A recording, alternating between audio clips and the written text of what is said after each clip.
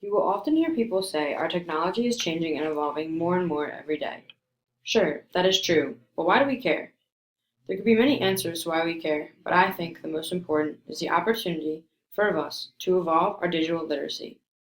For some, this idea could be exciting, while for others, it could be overwhelming.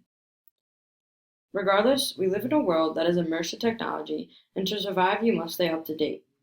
As Bayham says, new medias are constantly developing, new populations are taking up these tools, and new users are emerging.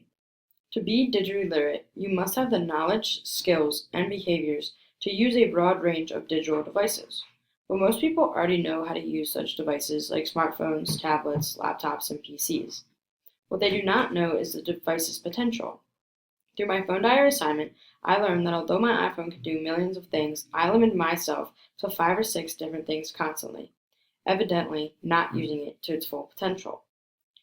If we broaden our understanding of the device's potential, this is when we can truly learn what it means to be digitally literate. Though there are a lot of different sites and apps in the world today, some are more useful in the growth and development of our literacy. Applications like Feedly, Zite, and Pocket gave me more of an understanding about the way they can each work together and the way they each stand independently to enhance communication. Jenkins says, through these various forms of participatory culture, young people are acquiring skills that will serve them well in the future.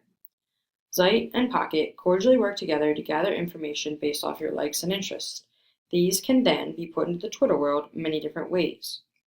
Whether you share an article itself or you summarize your thoughts and put your opinion out there, without even knowing it, you combine the worlds of Zite and Pocket with Twitter. Even in the present, Pocket Communications is something that is being worked on to make easier access for Pocket.com as a website, not just an app. A skeptic might be quick to jump and say that Pocket and Zite are useless when you could just use Google.com to find the article or information.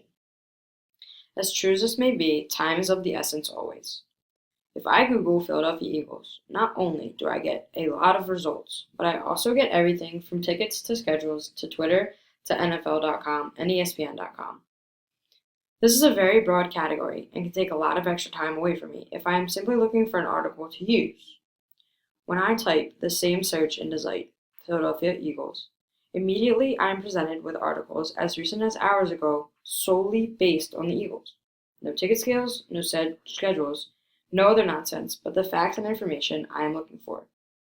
I stand strongly with Zite and Pocket in their ability to simplify this complex technological world. Another complex but resourceful site and app is Twitter. Twitter can range from this simple communication social media to this intense, malfeasance collection of information. In reality, Twitter is what you make it. Ringgold says, if it isn't fun, it won't be useful. If you don't put out, you won't get back. But again, you have to spend time tuning and feeding if Twitter is going to be more than an ideal amusement to you and your followers. Although, an ideal amusement is a perfectly legit use. So sure, it can be a simple app and website that lets you share your thoughts, pictures, videos, and interests, while following what other people have to say. And even in that form, it is very useful. But in order to achieve a greater use, and furthermore, in order to enhance digital literacy, it is key that we form communities online. Jenkins says, participatory cultures shift the focus of literacy from individual expression to community involvement. With deeper searching and file trends, Twitter can be a whole new world of discoveries if you look in the right places.